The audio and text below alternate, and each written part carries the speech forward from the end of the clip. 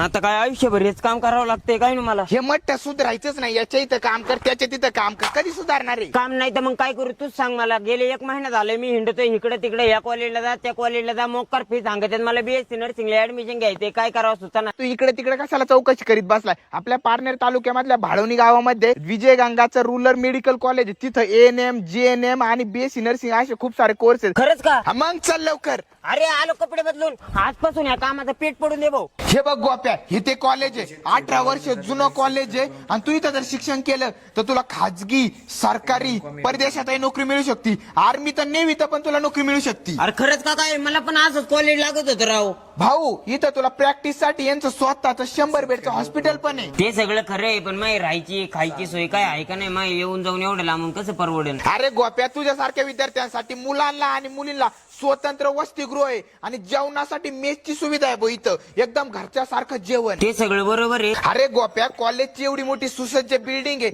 एवढं मोठं ग्राउंड आहे, अजून तुला काय पाहिजे ना एखाद्या कॉलेज कडून? अरे हे सगळं ठीक आहे, मी घेतो ऍडमिशन, पण ऍडमिशन साठी करावं काय लागेल? अरे गोप्या, खूप सोपं आहे. तर मित्रांनो,